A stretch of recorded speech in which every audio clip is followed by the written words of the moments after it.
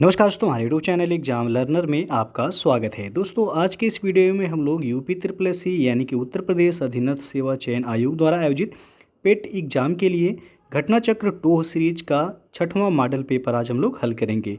सामान्य अध्ययन के 30 प्रश्नों का यह मॉडल पेपर जो है हल कराया जा रहा है।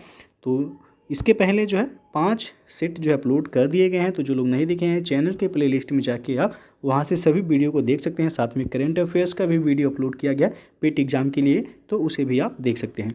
वीडियो को लाइक शेयर कर दीजिएगा। चैनल पर पहली बार आए हैं तो चैनल को सब्सक्राइब कर लीजिएगा।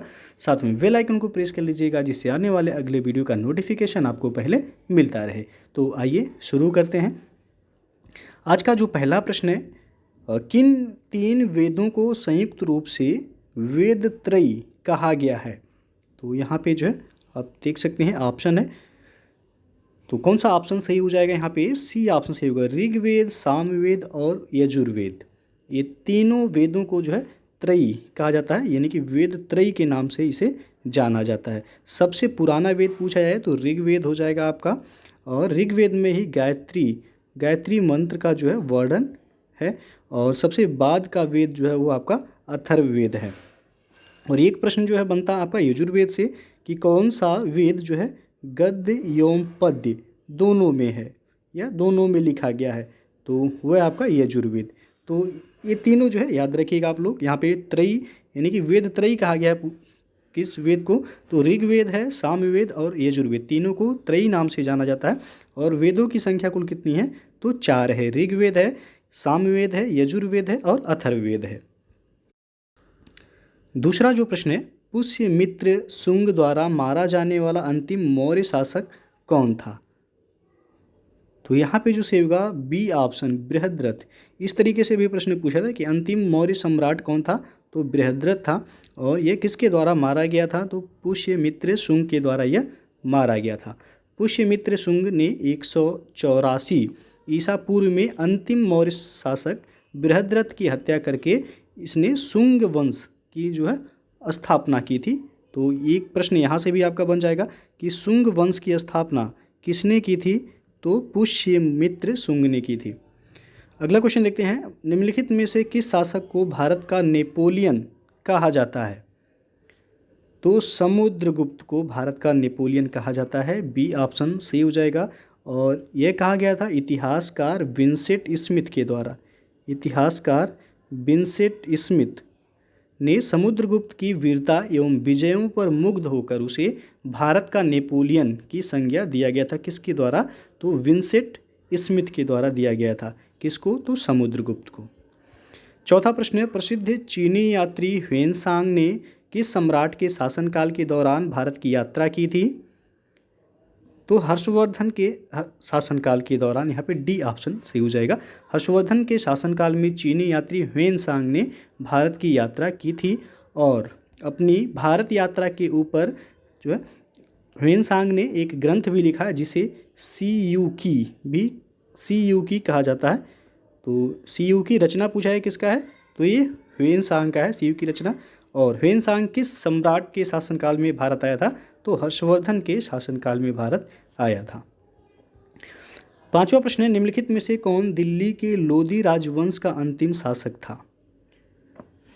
तो लोधी वंश का अंतिम शासक पूछा गया है, तो वह था इब्राहिम लोधी, यानी कि ये ऑप्शन यहाँ पे सही हो जाएगा।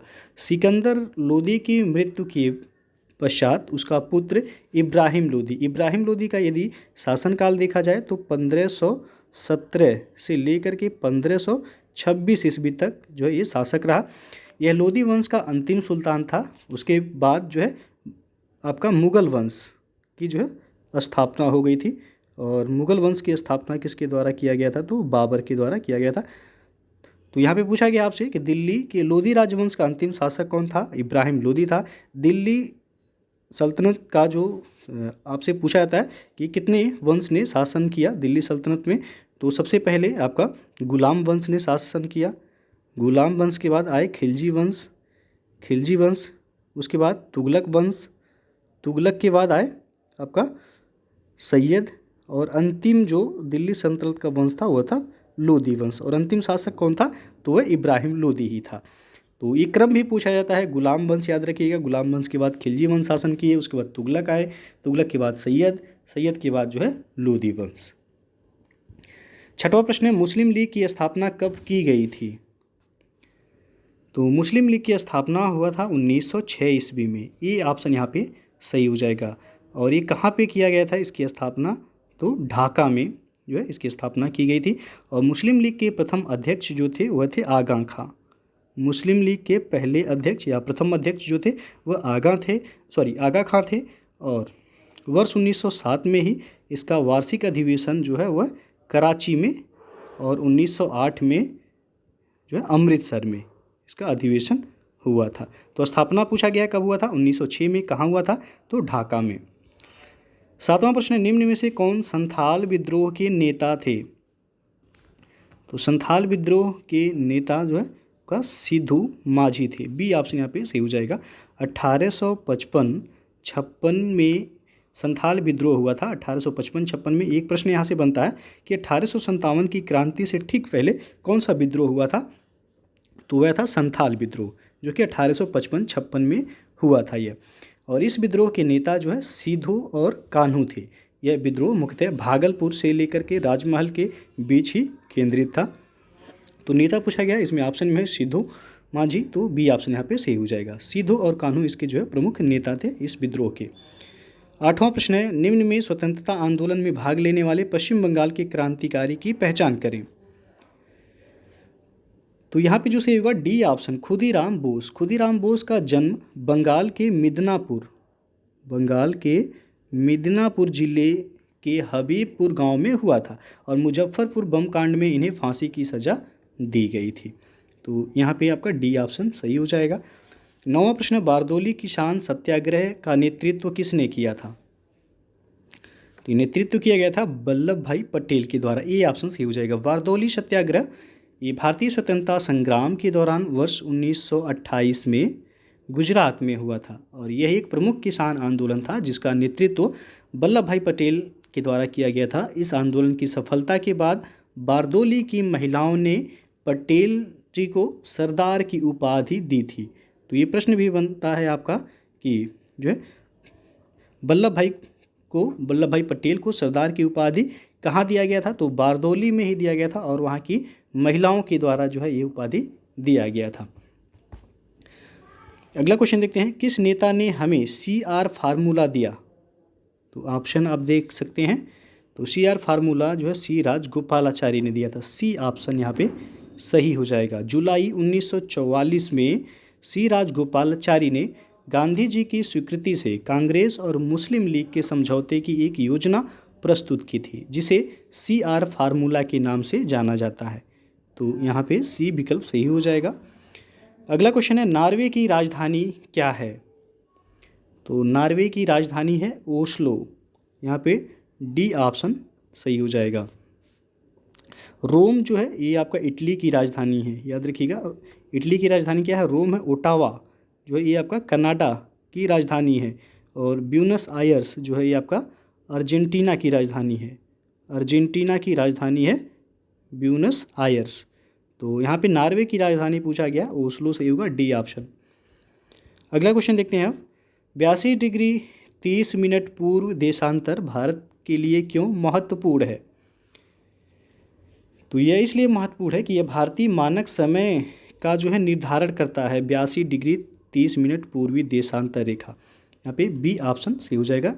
ये भारत के जो है मानक समय का निर्धारण किया गया इसी रेखा के तहत। और भारतीय मानक समय जो है वो ग्रीनविच माध्य से कितना आगे है? ग्रीनविच माध्य से कितना आगे है भारतीय मानक समय? तो 5.5 घंटा जो है आगे है। ये प्रश्न भी पूछा गया है कि ग्रीनविच माध्य से भारतीय मानक समय कितने घंटे आगे है? तो 5.5 घंटे यह आगे है। तो 82.5 डिग्री पूर्वी देशांतर रेखा ये भारतीय मानक समय का जो है निर्धारण करता है।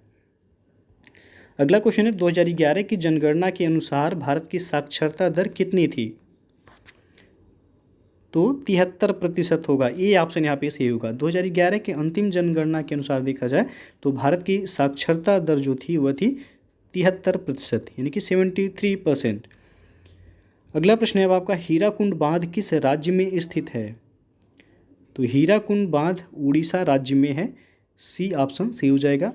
और ये किस नदी पर है पूछा जाता है हीराकुंड बांध, तो यह महानदी पे है, महानदी पर बनाई गई ये बहुउद्देशीय परियोजना है हीराकुंड बांध।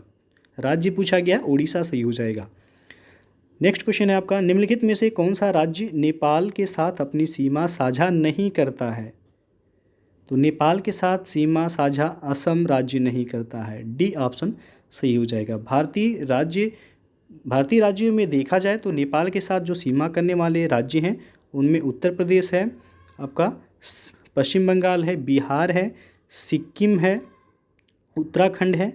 तो ये सब जो नेपाल से सीमा साझा करते हैं, जबकि असम हो गया, बांग्लादेश, भूटान जो है ये सीमा साझा नहीं करते हैं नेपाल के साथ। तो यहाँ पे डी ऑप्शन सही होगा। अगला जो क्वेश्चन है आपका, भारत के संविधान में किस संशोधन के अंतर्गत वस्तु एवं सेवा कर यानी कि जीएसटी कर लगाया गया था?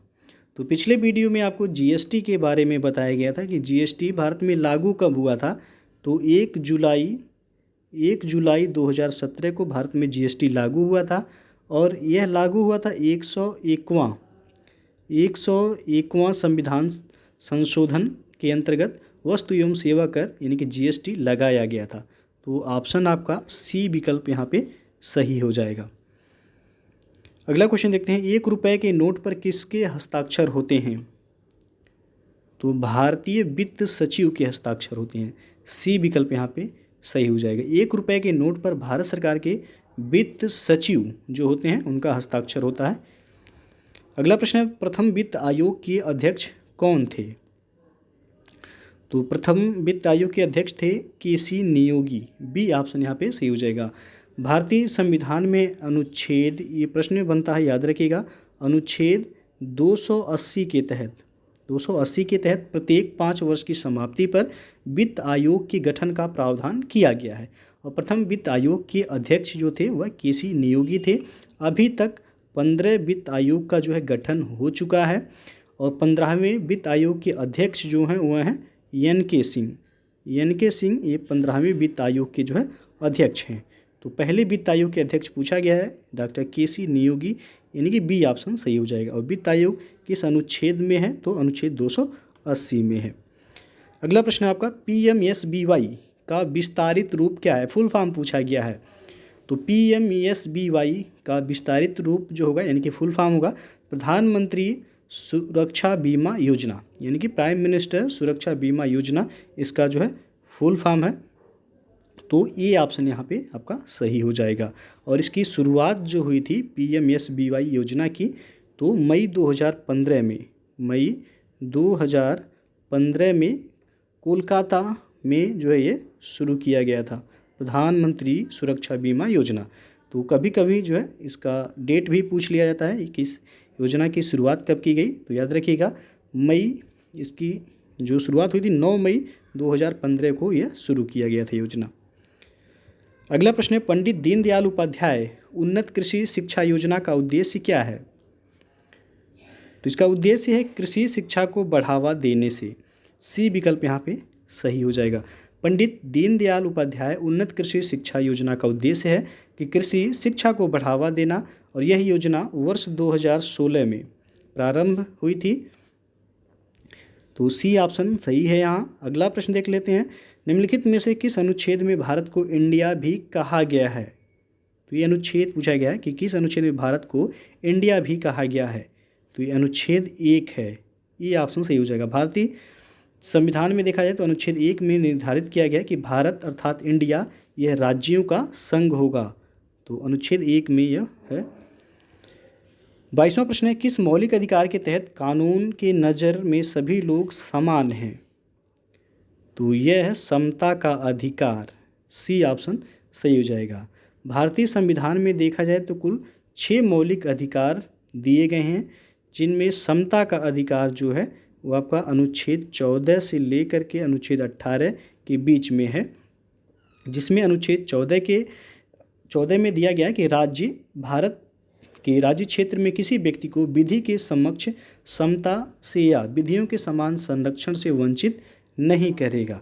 तो समता का अधिकार आपका अनुच्छेद 14 से 18 के बीच में है, और ये आपका इसी अधिकार के तहत जो है कानून की नज़र में सभी लोग जो हैं वह समान हैं।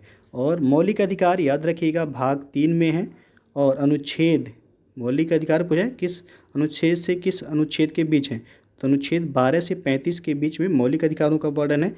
भाग 3 में मौलिक अधिकार हैं, और ये किस देश के संविधान से लिया गया है मौलिक अधिकार, तो यूएसए यानी कि संयुक्त राज्य अमेरिका के संविधान से यह लिया गया है। अगला क्वेश्चन देख लेते हैं अब, निम्नलिखित में से कौन भारत के पूर्व राष्ट्रपति हैं। तो यहाँ पे जो है आप देख सकते हैं राष्ट्रपति डॉक्टर राजेंद्र प्रसाद, जो कि स्वतंत्र भारत के पहले जो है ये राष्ट्रपति थे। डॉक्टर राजेंद्र प्रसाद भारत के प्रथम राष्ट्रपति थे, और डॉक्टर राजेंद्र प्रसाद लगातार दूसरी बार राष्ट्रपति पद के लिए निर्वाचित होने वाले प्रथम राष्ट्रपति थे। राजीव गांधी हो गए, इंदिरा गांधी और लाल बहादुर शास्त्री, ये अलग अलग समय में भारत के जो है प्रधानमंत्री रहे हैं, न कि राष्ट्रपति। तो यहाँ पे आपका सी ऑप्शन जो है सही हो जाएगा। अगला क्वेश्चन देख लेते हैं, लोकसभा स्थगित करने का अधिकार किसे है। तो लोकसभा स्थगित करने का अधिकार जो है राष्ट्रपति के पास है। यहाँ पे डी विकल्प सही हो जाएगा। और अगला प्रश्न है, निम्नलिखित में से किस राज्य ने सर्वप्रथम पंचायती राज को अपनाया था। तो राजस्थान राज्य द्वारा सबसे पहले पंचायती राज व्यवस्था को अपनाया गया था, और ये अपनाया गया था 2 अक्टूबर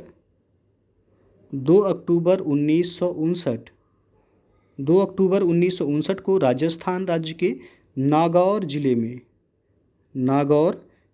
में जो है सर्वप्रथम पंचायती राज व्यवस्था को अपनाया गया था, और भारत में त्रिस्तरीय पंचायती राज व्यवस्था की स्थापना की सिफारिश जो की गई थी वह बलवंत राय मेहता समिति की सिफारिश पर ही किया गया था, त्रिस्तरीय पंचायती राज व्यवस्था। और बलवंत राय मेहता समिति का गठन कब हुआ था, तो 1957 में जो है इस समिति का गठन किया गया था।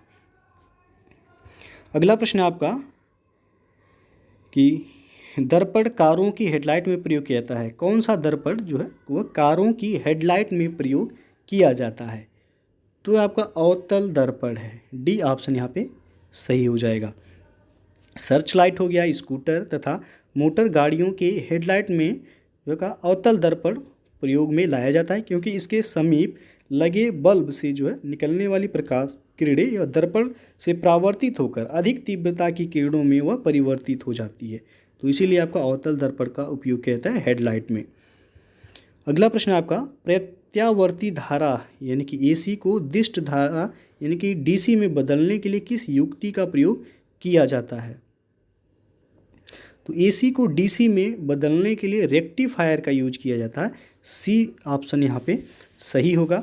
रेक्टिफायर एक जो है इलेक्ट्रिक डिवाइस है जो कि आपका एसी को डीसी में यह कन्वर्ट करता है यानी कि परिवर्तित कर देता है।